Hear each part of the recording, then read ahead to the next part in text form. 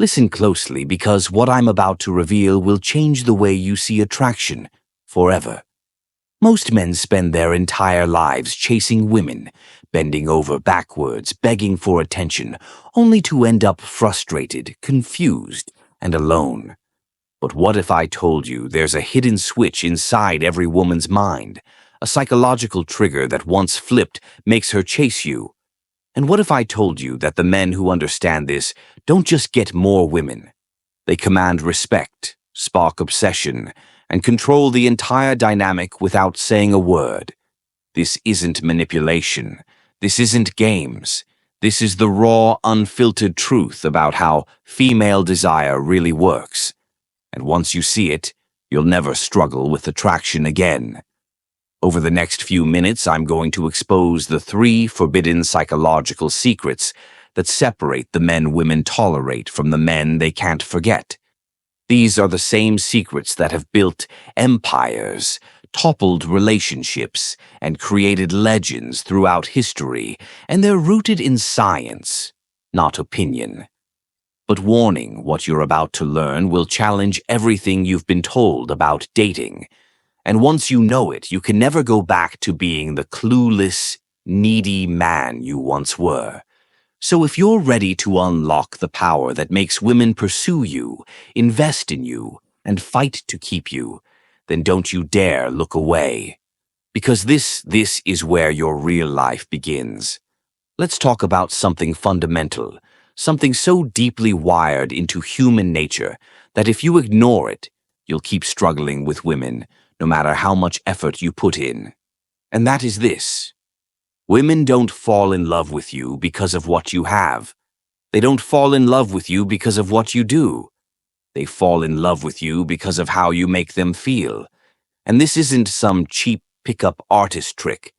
This is psychology. This is biology. This is the way human beings are built. Think about it. When a woman looks back on the men who left the deepest mark on her life, who does she remember? The guy who bought her expensive dinners? The guy who gave her endless compliments? Or the guy who made her heart race? The one who kept her guessing? The one who sparked something inside her that she couldn't quite explain? That's the difference between a man who is merely present in her life and a man who owns a piece of her emotional memory. Now, why is feeling so much more powerful than logic when it comes to attraction? Because emotion is the language of the unconscious mind. You can reason with a woman all day about why you're a great partner, stable, successful, kind. But if she doesn't feel it, none of that matters. The heart doesn't respond to resumes. It responds to experience.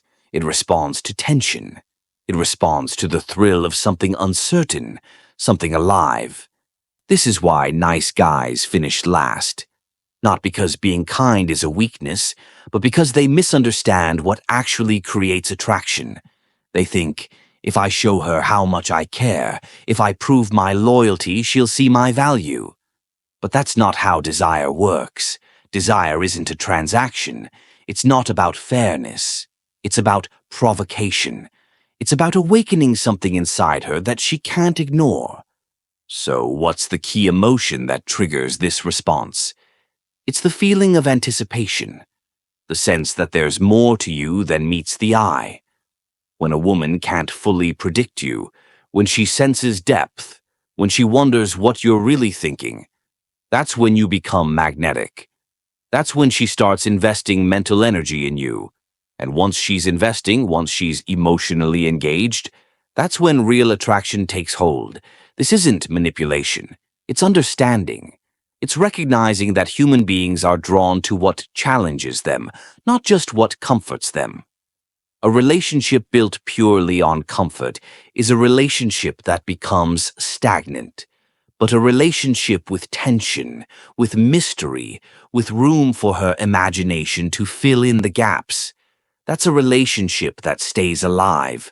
So ask yourself, are you making her think, or are you making her feel? Are you just another predictable presence in her life, or are you someone who stirs something deeper?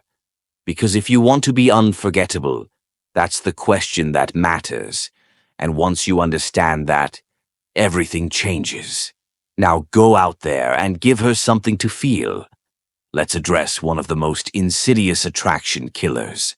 Something so subtle that most men never even realize it's working against them until it's too late. I'm talking about predictability, the slow, quiet death of mystery. The moment a woman feels she has you completely figured out is the moment you become disposable. Why? Because human beings, and women in particular, are neurologically wired to seek novelty, challenge, and emotional resonance. When you become predictable, you remove all three. Think about how boredom operates in the mind. When something becomes too familiar, too easily understood, the brain, stops paying attention. It's not personal, it's physiological. Dopamine, the neurotransmitter associated with pleasure and motivation, isn't triggered by what's expected. It's triggered by what's uncertain, by what keeps the mind engaged in the act of discovery. This is why routines kill passion. This is why men who reveal everything too soon, their feelings, their schedules, their vulnerabilities, end up relegated to the category of nice but unexciting. It's not that she doesn't appreciate you, it's that you've given her nothing left to discover. Now, contrast that with the men who linger in a woman's memory long after they're gone. They weren't necessarily more handsome or successful. Billy understood the power of restraint. They didn't flood her with attention. They didn't confess their emotions prematurely. So they didn't make their entire identity revolve around her approval. Instead, they left room for her imagination to fill in the gaps. And imagination, that's where real attraction lives. It's not about deception. It's about allowing her the space to wonder, to question, to project her own ideals onto the framework you provide. This is why neediness is so destructive. A needy man is a predictable man. He responds immediately to every text. He rearranges his life to accommodate her whims. He seeks constant reassurance, and in doing so, he eliminates all tension, the very thing that makes interactions between men and women electrifying. Tension isn't about playing games. It's about maintaining enough independence that your presence feels like a choice, not an obligation. It's the difference between I'm here because I want to be, and I'm here because I'm afraid to be anywhere else. One is attractive, the other is tragic. Consider this. The most compelling stories aren't those where everything is explained in the first chapter. They're the ones that unfold gradually, that reward patience, that make you lean in, because you have to know what happens next. You're the author of your own story. If you give away the entire plot in the first conversation, why should she stick around for the rest? But if you reveal yourself in layers, if she senses there's more beneath the surface, then she'll invest the time to uncover it. And investment, my friend, is the foundation of attachment. So, how do you avoid the trap of predictability? First, by cultivating a life so rich and varied that no single person, not even her, can ever fully contain it. Second, by mastering the art of measured disclosure. Share yourself in increments, not all at once. Let your actions speak louder than your assurances, and most importantly, maintain enough sovereignty over your own emotions that she never feels she has you entirely figured out. Because the moment she does, you're no longer a mystery. You're a known quantity, and known quantities don't inspire passion. They inspire indifference. Here's the truth. Predictability is the enemy of desire. If you want to keep her attention, you must remain just beyond the edge of her full comprehension. Not distant, not aloof, but always one step ahead. Always giving her just enough to keep her coming back for more. That's how you stay unforgettable. That's how you ensure she never loses interest. Now go out there and give her something she can do. Predict. Let's cut to the heart of what separates the men who are merely liked from those who are truly desired. The difference between being an option and becoming the prize. This isn't about arrogance or playing games. It's about understanding a fundamental truth of human psychology. Value is determined by scarcity, both real and perceived. When you position yourself as someone who chooses, rather than someone who begs to be chosen, everything changes. Your energy shifts, your posture shifts, the way women respond to you shifts. Think about how we assign worth in every other area of life. The rare painting commands millions. The limited edition car becomes a collector's item. The exclusive club gains mystique precisely because not everyone gets in. The same principle applies to you. If you're constantly available, constantly accommodating, constantly signaling that her attention is the most important thing in your world, you're not a rare find. You're a commodity, and commodities get taken for granted. Contrast that with a man who understands his own worth. He isn't defined by any single woman's opinion of him because his sense of value comes from within. He has a mission that matters more than chasing approval. He sets standards rather than begging for scraps of affection. This isn't indifference. It's the quiet confidence of someone who knows he brings something meaningful to the table. And that confidence is magnetic. It creates tension. It makes her wonder, what does he know that I don't? That's the question that keeps her engaged. Here's the critical insight. Women don't test men to be cruel. They test because they're biologic. Callie Wire. To seek out strength. When she pushes to see if you'll bend, when she withdraws to see if you'll chase, she's not playing games. She's instinctively probing for weakness. The man who panics at the first sign of distance, who scrambles to reassure her at the slightest hint of doubt, fails the test. Not because he's caring, but because he's insecure. And insecurity is the antithesis of attraction.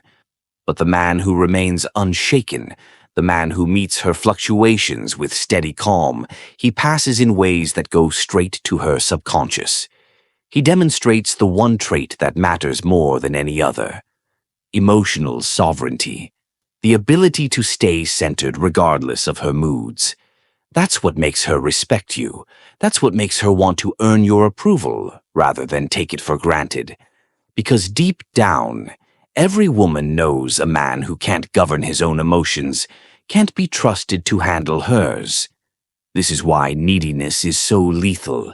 It's not just unattractive, it's a red flag. A man who orbits a woman's world signals that he has nothing better to do, no higher purpose, no life of his own. And no woman wants to be the center of a universe that small. She wants to join a man who's already going places, not one who's waiting around for her to give his life meaning. Your job isn't to convince her of your value. Your job is to live in such a way that your value is self-evident. So how do you become the prize? First, by developing genuine substance, skills, passions, ambitions that have nothing to do with women. Second, by setting boundaries that communicate self-respect. Third, and most crucially, by walking away the moment you being treated as an option rather than a priority, not as punishment, but as the natural consequence of knowing what you're worth. That last part is key. When you're willing to lose her rather than compromise your standards, you flip the entire dynamic. Suddenly, she's the one proving herself to you. Understand this. The balance of power in any relationship isn't determined by who cares less. It's determined by who has more options. Not necessarily with other people, but with life itself. The man immersed in meaningful work, surrounded by brotherhood, driven by purpose, will always have leverage. Not because he's manipulative, but because he's complete with or without her. And that completeness, that's what makes her want to be part of your world, not the other way around. Here's the truth they won't tell. You women don't fall for men who need them. They fall for men who inspire them. Men who represent a challenge worth rising to. Men who force them to confront their own limitations and grow. If you want to be that man, stop chasing. Start building. Stop pleading. Start leading. Stop asking for a seat at her table. Build one worth inviting her to. Now go out there and make yourself the prize.